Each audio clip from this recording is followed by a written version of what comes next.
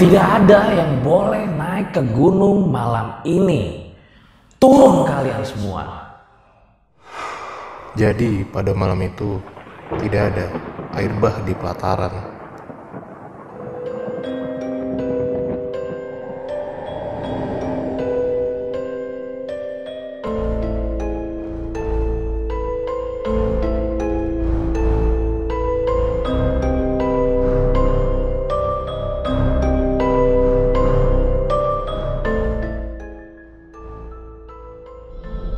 Kembali lagi bersama gua Fajar Aditya. Kali ini di Om Mamat Season 2.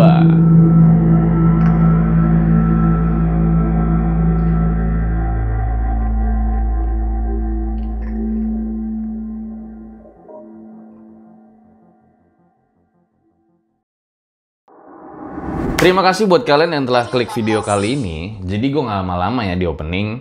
Ini adalah lanjutan dari video part 1 di channel Prasojo dan juga part 2 di channel RJ5 kemarin.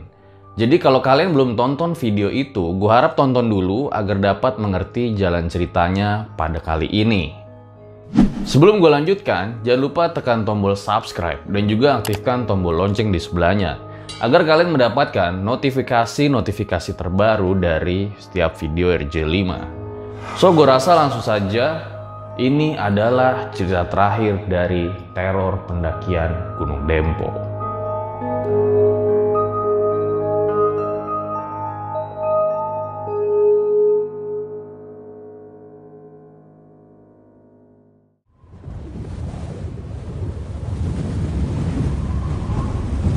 Putri Dempo.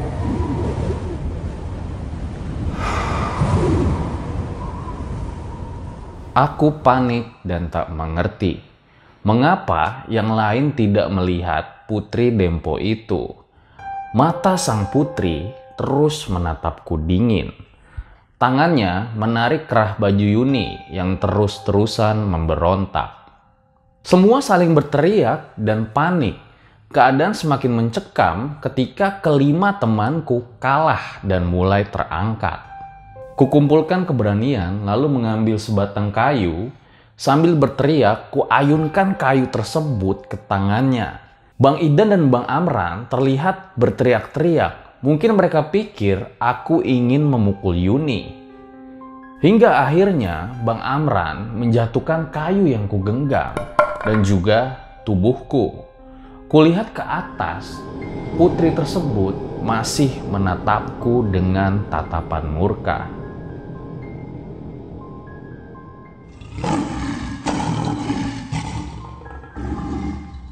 Kemudian entah dari mana terdengar suara auman harimau yang membahana.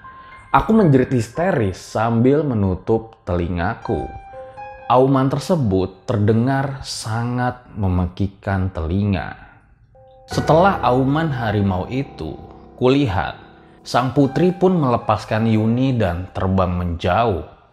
Aku semakin histeris ketika melihat sepasang harimau sebesar sapi dewasa di atas tanjakan.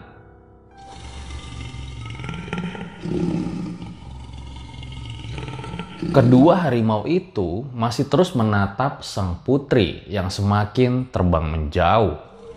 Rawangannya kini sudah berhenti, hanya menyisakan geraman-geraman yang tak kalah mengerikan. Ketika putri itu hilang, kedua harimau itu gantian menatap kepada kami. Tubuhku panas dingin. Aku gelagapan, tak mampu memberitahu yang lainnya. Kedua harimau itu tepat berada di tanjakan di atas teman-temanku. Aku panik bercampur bingung. Apakah mereka melihat hal yang sama sepertiku? Dan tiba-tiba saja Bang Amran membentakku. Tadi kenapa? Kau mau pukul Pak Yuni? Aku bukan mau pukul Yuni, Bang. Aku pukul sosok putri yang muncul di depan kita tadi di puncak. Yuni mau dibawanya. Mendengar jawabanku, wajah Bang Amran dan yang lain langsung terlihat pucat. Keheningan mengambil alih. Kini yang terdengar hanya isak tangis Yuni. Bang Amran menatapku seakan ingin mengucapkan terima kasih dan meminta maaf karena aku telah menolong Yuni dan juga mungkin karena salah menduga. Bukan aku bang, putri tersebut hilang setelah muncul sepasang harimau dan meraung. Mereka serempak kaget dan waspada mencari-cari keberadaan harimau tersebut. Sudah hilang bang, yang tinggal kini hanya putri itu masih mengawasi kita dari atas pohon. Cepat, tinggalkan tempat ini, kata Bang Idan. Kami terus berjalan dalam diam, tidak saling berbicara. Bang Idan hanya sesekali memanggil nama kami, memastikan kami masih ada. Karena aku terus-terusan dijadikan sasaran, Bang Idan lebih fokus kepadaku.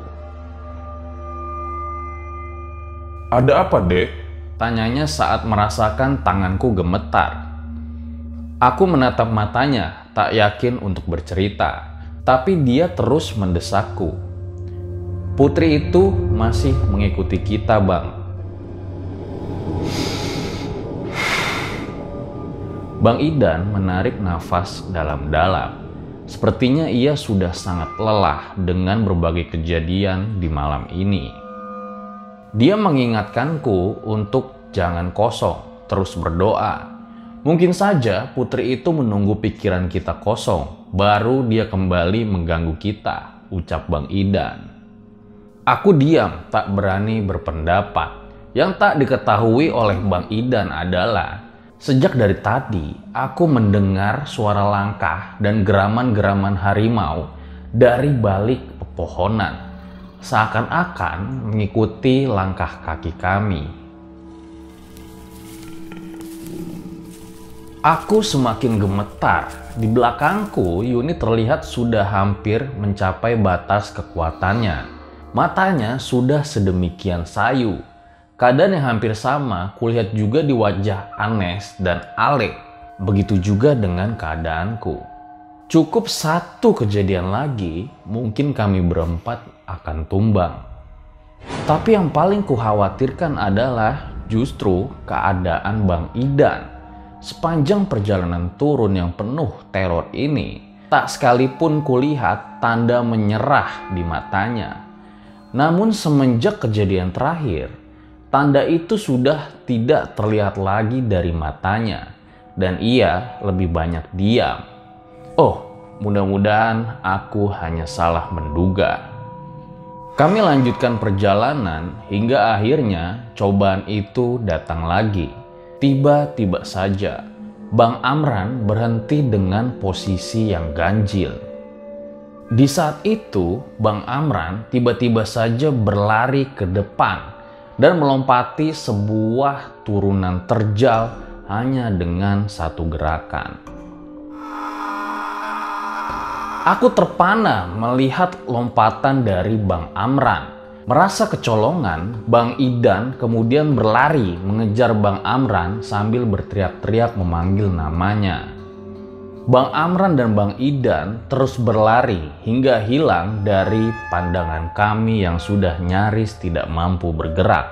Yuni bahkan langsung pingsan. Kami yang tersisa mengangkat Yuni dan mencoba bergerak pelan-pelan. Kelelahan fisik dan juga mental yang kami alami tampaknya sudah diambang batas. Hingga akhirnya kulihat punggung dari Bang Amran. Dia tengah berdiri dengan sikap congkaknya. Tarikan-tarikan dari Bang Idan seakan tak dirasanya. Kemudian kusadari apa yang sedang dihadapi oleh Bang Amran yang sedang kerasukan. Di depan mereka berdua, nampak terlihat olehku ada sekitar 10 orang pendaki gunung. Apakah aku salah lihat? Apakah kami sudah selamat?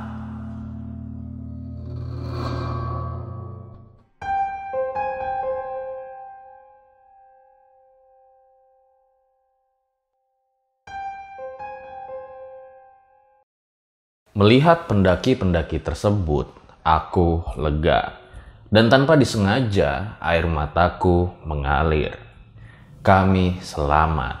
Terima kasih ya Allah. Akan tetapi, tiba-tiba saja suara Bang Amran terdengar menggelegar. Tidak ada yang boleh naik ke gunung malam ini. Turun kalian semua. Para pendaki itu diam sambil terus memperhatikan gerak-gerik Bang Amran yang petantang-pententeng kesana kemari. Kalau masih ada yang nekat, kalian akan terima akibatnya. Taulah para pendaki tersebut apa yang sedang mereka alami. Sepertinya mereka sadar dan tahu apa yang harus dilakukan. Kulihat mulut mereka seperti sedang qomat kamit, terlihat seperti sedang berzikir. Pergi kalian, tak ada satupun manusia yang kuizinkan naik malam ini. Baik Nek, kami tidak naik. Kami akan segera turun Nek. Dia membuka suara dengan nada yang juga sopan. Pergi kalian. Kami akan pergi Nek, tapi izinkan kami membawa adik-adik kami di belakang itu. Mereka sepertinya melihat juga kehadiran kami. Tidak, mereka semua akan kami bawa. Pergi sekarang atau kalian akan menyesal. Pendaki yang paling depan tampak memberikan aba-aba sesuatu kepada temannya yang di belakang. Lalu tanpa bicara lagi, beberapa dari mereka merangsek ke arah Bang Amran dan segera menjatuhkannya. Beberapa dari lainnya menolong Bang Idan, lalu juga kami. Raungan harimau kembali terdengar. Aku langsung menutup telingaku sambil berteriak-teriak. Begitu juga dengan Bang Amran yang terlihat lemas tak bertenaga. Kurasakan tangan-tangan pendaki lain itu memapahku dan segera melarikanku turun. Tidak ada pembicaraan apapun, mereka bergerak secara sistematis seakan sudah terbiasa. Dengan cepat mereka membawa kami turun hingga azan subuh berkumandang saat kami berhasil sampai ladang penduduk.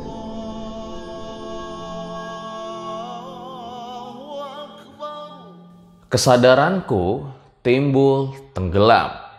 Hingga akhirnya ingatan terakhirku adalah kami tiba di sebuah rumah panggung. Si pemilik ditemani beberapa jagawana yang menolong kami.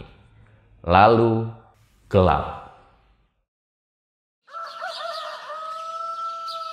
Hari sudah terang ketika aku membuka mata. Di sebelahku berbaring teman-temanku. Selain Bang Idan, yang lain masih belum membuka matanya. Tatapan mata Bang Idan tampak kosong. Kelelahan terpancar jelas dari wajahnya. Rasa hormatku tumbuh padanya berlipat-lipat. Tanpanya, sepertinya kami mustahil bisa lolos dari cengkraman penghuni Dempo. Perhatianku teralih ketika tuan rumah menyambut beberapa tamu yang baru datang. Pikirku pada saat itu, mungkin rumah ini adalah base camp bagi para pendaki Gunung Dempo. Bang Idan melihatku sudah bangun. Dia tersenyum. Alhamdulillah ya Dek, kamu sudah selamat. Abang sangat lega. Abang tidak tahu harus ngomong ke orang tua kalian apa jika terjadi sesuatu dengan kalian. Aku memegang tangannya dan benar-benar aku berterima kasih kepada Bang Idan. Lalu ia mengajakku ke ruang depan dan di situ terlihat seorang bapak setengah baya. Mungkin ini adalah pemilik rumah. Wajahnya terlihat teduh dan bijaksana. Di dekat pintu ada beberapa orang lagi dengan wajah dan pakaian yang lusuh, seperti orang baru turun gunung. Beberapa carrier tersandar di dinding rumah itu. Aku dan Bang Idan dengan hikmat berterima kasih kepada para mahasiswa itu. Lalu si bapak pemilik rumah meminta kami menjelaskan apa yang sebenarnya terjadi pada malam itu. Asap rokok mengebul di ruangan itu. Orang-orang berpakaian lusuh tadi terlihat beberapa kali mengernyitkan matanya saat mendengar cerita dari Bang Idan. Lalu si bapak pemilik rumah mengambil alih ketika Bang Idan sudah selesai bercerita.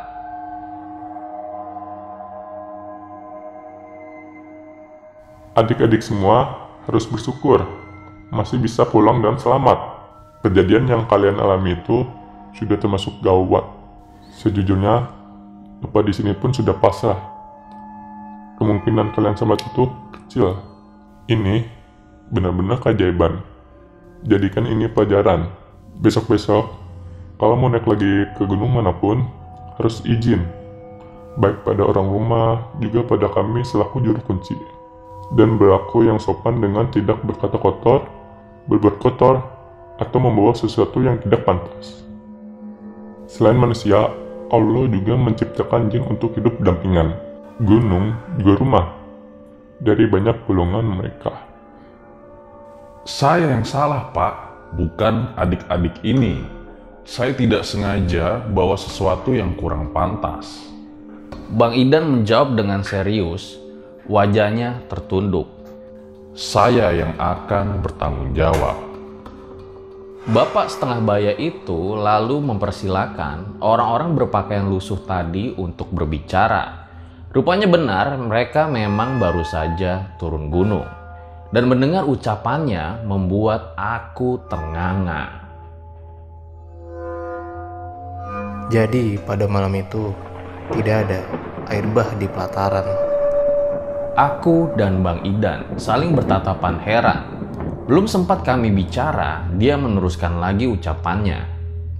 Malam itu kalian tidak sendiri di pelataran. Jadi ada tenda kami dan satu tenda rombongan anak Muhammadiyah, tidak jauh dari tenda kalian. Dia berkata sambil menatap kami satu persatu. Betul, sore itu hujan gerimis, tapi tidak ada badai sama sekali. Menjelang gelap itu, kami lihat kalian berteriak-teriak sambil berlarian meninggalkan tenda. Tenggorokanku seperti tersendak mendengar ceritanya. Teringat badai dahsyat dan air bah yang menghancurkan tenda kami. Sebenarnya tenda kalian masih ada di tempatnya. Juga makanan di piring yang belum kalian sempat makan. Juga kartu-kartu bergambar porno milik kalian. Melihat kartu-kartu itu, kami yakin pasti ada yang gak beres. Beberapa dari kami pun mengejar kalian, tapi kalian ternyata sudah tidak ada dimanapun. Bagaimana dengan petir, Bang? Tidak ada petir sama sekali.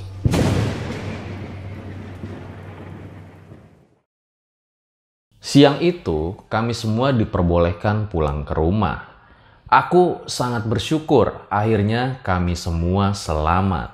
Kutatap ruangan bapak berwajah teduh itu satu kali lagi.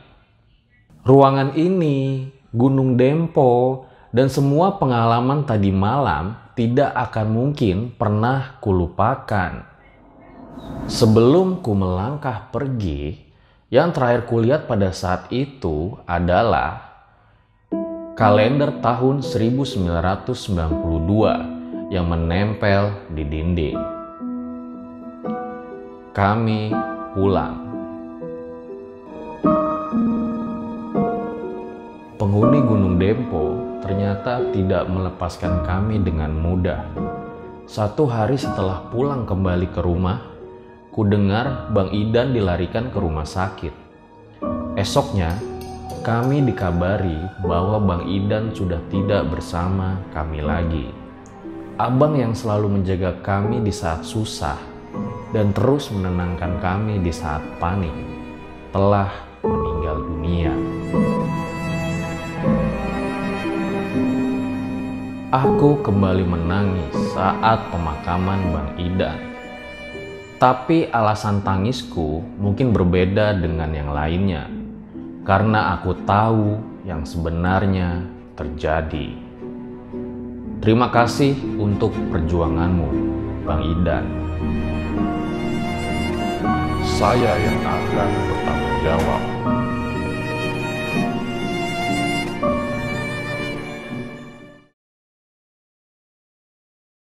Itu dia guys, sebuah kisah yang sangat luar biasa sekali dari Aras Anggoro, di mana banyak pelajaran dan pesan yang bisa kita ambil dari cerita ini.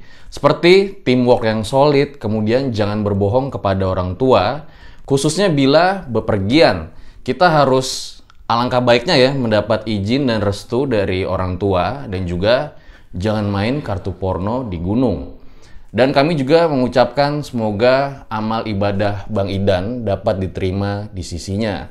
Tapi bagi gua secara khusus, cerita ini kayak masih menyimpan banyak misteri di dalamnya. Salah satunya seperti kematian Bang Idan. Gimana menurut lu, Jo? Betul. Kalau kita lihat ceritanya kan, ya ngomong tentang Bang Idan ini, kan dia sudah berperan cukup penting ya di cerita ini sebagai leader, sebagai istilahnya tuh mengayomi teman-teman yang lain. Kita cukup sedih ya, Bang Idan sampai meninggal kayak gitu. Ketika membaca ceritanya, jadi berpikir-pikir ya, kok bisa ya H+1 setelah pendakian gitu. Nah itu membuat kita semua nih, termasuk gua sama Bang Fajar, bertanya-tanya. Apa penyebabnya? Itu juga kita nggak tahu ya. Betul. Ya itu semua mungkin sudah takdirnya beliau ya. Betul. Ya kita Iya. nggak bisa memprediksi lah. Iya, betul banget, Jo. Tapi yang penting adalah bagaimana kita mengambil poin-poin positif dari yang dilakukan Bang Idan dalam cerita ini. Betul. Nah, ini ada lagi nih, Jo. Selama pendakian, mereka itu kerap mengalami teror-teror mistis. Kalau menurut lu, kenapa? Apa penyebabnya? Kalau dari ceritanya kita tahu kan, pertama Bang Idan ini membawa kartu porno. Dan lebih parahnya lagi, mereka malah mainin kartu itu Bang ya. Betul. Itu salah satunya. Yang kedua, kita tahu kalau Yuni itu datang bulan. Mungkin teman-teman mendaki tahu, naik ke gunung datang bulan itu rentan diganggu sama makhluk-makhluk yang begitulah kan. Itu dua, karena Yuni kena haid. Dan yang ketiga adalah si Alpin. Si Alpin ini nggak izin sama orang tuanya. Atau lebih tepatnya dia berbohong ya. Iya, berbohong. Dia berbohong, nah itu fatal banget. Padahal sudah dilarang sebetulnya ya. Seharusnya dapat larangan kayak gitu. Kalau gue pribadi sih Bang, kalau udah dilarang kayak gitu, itu gue bener-bener was-was banget kalau udah mau naik gunung. Karena ya pertama kita nggak dapet restu. Nggak dapet restu itu ibaratnya, aduh, itu udah udah parah lah tuh. Tapi si Alpin ini nekat. Nah mungkin gunung ini mau memberi pelajaran sama Alpin. Tapi gue sempat mikir, Jo, mereka itu mengalami banyak teror, mungkin ya karena faktor-faktor tadi yang lo sebut, juga ada pengaruhnya dengan tahun pendakian mereka kali ya, tahun 92. Dimana pendakian pada tahun itu mungkin belum seperti sekarang ya. Bisa jadi Bang, mungkin tahun 92 itu nggak semodern sekarang, dan juga nggak banyak pendaki. Jadi ibaratnya gunung tuh masih gunung banget, hutannya masih lebat banget. Jadi kesan mistisnya tuh lebih dapet, lebih kenceng lah. Oke, gue rasa cukup demikian video kita pada kali ini. Thank you banget nih Jo. Sama-sama. Udah mau collabs ke RJ5, sebuah kehormatan nih. Wah, sebuah kehormatan juga buat gue bisa collab sama Bisa aja. RJ5. Nanti V-nya di belakang ya. Dengan adanya cerita-cerita seperti ini, jangan malah menjadikan kalian takut. Akan tetapi, kalian harus makin yakin dan percaya dengan kebesarannya. Gue Fajar Aditya, RJ5, Prasojo Muhammad, undur diri. Ciao!